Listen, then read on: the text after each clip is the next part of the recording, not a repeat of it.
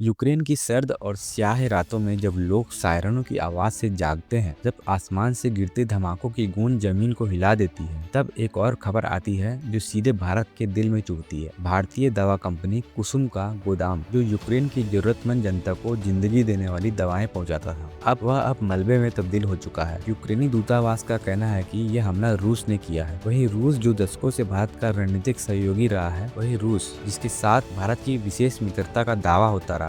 यह सवाल उठता है, क्या दोस्ती की आड़ में भारत के हितों पर हमला हुआ है? क्या यह सिर्फ एक गलती है या कोई सोची समझी रणनीति? यूक्रेनी सरकार तो इसे जानबूझकर किया गया हमला बता रही है, जिसमें रूस पर सीधा आरोप लगाया है कि उसने भारत के व्यावसायिक हितों को निशाना बनाया है। गोदाम में दवाएं भी है, वो दवाएं जो बच्चों के बुखार से लेकर बुजुर्गों के दर्द तक को राहत देने वाली थी। कोई हथियार नहीं था, कोई सैन्य गतिविधियां नहीं थी, फिर भी वहां मिसाइल दागी गई। इस पूरे घटनाक्रम की पृष्ठभूमि में अगर हम भारत की विदेश नीति को देखें तो भारत ने हमेशा एक संतुलित शांतिपूर्ण रुख अपनाया है। रूस यूक्रेन युद्ध की शुरुआत से ही भारत ने किसी एक पक्ष को खुले तौर पर समर्थन नहीं दिया। प्रधानमंत्री नरेंद्र मोदी ने न सिर्फ सार्वजनिक मंचों पर बल्कि व्यक्तिगत बैठकों में भी साफ कहा है कि यह युद्ध का समय नहीं है। यह शब्द सिर्फ एक बयान नहीं था, ये एक सख्त संदेश था, एक महाशक्ति बनने की राह पर अग्रसर भारत का एक शांति प्रिय दृष्टिकोण। रूस और यूक्रेन दोनों के साथ भारत के रिश्ते लंबे और गहरे रहे हैं। रूस भारत का रक्षा सहयोगी रहा है। ब्रह्मोस मिसाइल से लेकर सुखोई फाइटर जेट तक की साझेदारी इसकी गवाही देती है। वहीं यूक्रेन भी भारत को महत्वपूर्ण इंजन, तकनीकी पार्ट्स, व्यापारिक सहयोग प्रदान करता रहा है। दोनों देशों से भारत का हित जुड़ा हुआ है, इसलिए भारत ने कभी किसी एक पक्ष को खलनायक नहीं बताया। लेकिन अब जब यूक्रेन का दूतावास खुलकर कहता है कि रूस भारत की कंपनियों को जानबूझकर निशाना बना रहा है, तो बात सिर्फ एक मिसाइल हमले की नहीं रहती, ये सीधा भारत की विदेश नीति और उसकी वैश्विक साख पर वार है। क्या वाकई रूस भारत को लेकर अपने वादों से पीछे हट रहा है, या फिर यह एक और भू राजनीतिक चाल है जिसमें भारत को दबाव में लाने की कोशिश की जा रही है? इस पूरे परिदृश्य में एक और बात समझनी जरूरी है। भारत आज एक ऐसा राष्ट्र है जो दुनिया के सबसे बड़े लोकतंत्र के रूप में हर मंच पर अपनी गरिमा बनाए हुए है। भारत ने सिर्फ अपने देश की सीमाओं पे नहीं बल्कि वैश्विक संकटों में भी शांति और संतुलन का मार्ग चुना है। चाहे वो अफगानिस्तान से पलायन हो या इजराइल गाजा युद्ध, भारत ने हमेशा मानवता को प्राथमिकता दी है। अब जब भारतीय दवा कंपनी का गोदाम नष्ट हो जाता है तो ये सिर्फ एक इमारत का डहना नहीं है, ये उन संबंधों की नींव को हिलाने वाली घटना है जिन पर दशकों से भरोसा टिका हुआ था। सवाल अब यह है कि रूस अपनी गलती मानेगा, माफी मांगेगा और भारत को आश्वस्त करेगा, या फिर चुप्पी साधे बैठेगा। रूस और यूक्रेन दोनों एक दूसरे पर आरोप लगा रहे हैं कि समझौते के बावजूद एक दूसरे के ऊर्जा केंद्रों को निशाना बनाया गया। समझौता अमेरिका की मध्यस्थता में हुआ था, लेकिन अब उस समझौते की साख पर सवाल खड़े हो गए हैं। युद्ध थमने का नाम नहीं ले रहा है और इसी बीच भारत के लिए चुनौती यह है कि वह कैसे अपने नागरिकों, अपने उद्योगों और अपने वैश्विक हितों की रक्षा करे जब दोनों पक्ष अपनी ही बातों से पलटते दिखे। भारत की विदेश नीति की सबसे बड़ी ताकत है उसका संतुलन। भारत न झुकता है न डगमगाता है, लेकिन इस मामले में एक और अहम पहलू यह है कि भारत कब तक चुप रहेगा, कब तक सिर्फ शांति की अपील करता रहेगा, जबकि जमीनी सच्चाई यह है कि उसके नागरिक, उसकी कंपनियां, उसके हित युद्ध की आग में झुलसते जा रहे हैं। यह वही भारत है जो वसुधैव कुटुंबकम में विश्वास रखता है, लेकिन जब परिवार के बीच कोई मित्र शत्रु जैसा व्यवहार करे तब कैसे प्रतिक्रिया दी जाए। भारत को अब नई विदेश नीति के संकेत देने होंगे, एक ऐसी नीति जिसमें शांति की इच्छा हो लेकिन साथ ही अपनी संप्रभुता और हितों की सुरक्षा भी सर्वोपरि हो। कुसुम फार्मा पर हुआ हमला सिर्फ एक मिसाइल का धमाका नहीं था, वो भारत की अंतर्राष्ट्रीय भूमिका और उसकी विदेश नीति की परीक्षा है। भारत इस परीक्षा में कैसा रुख अपनाता है, यह न सिर्फ उसकी छवि तय करेगा बल्कि आने वाले समय में वैश्विक कूटनीति की दिशा भी तय कर सकता है। शायद यही समय है जब भारत को एक नई सोच, एक नई दिशा और एक नई आवाज के साथ दुनिया को दिखाना होगा कि वह न तो कमजोर है, न ही चुपचाप सहने वाला राष्ट्र है। अब भारत सिर्फ शांति के गीत नहीं गाएगा, वो उन सुरों में भी बोलेगा जो उसकी गरिमा, उसकी ताकत और उसकी नीतियों का प्रतिनिधित्व करते हैं। अगर वीडियो आपको अच्छी लगी हो तो लाइक, शेयर और सब्सक्राइब जरूर करिएगा। जय हिंद, जय भारत।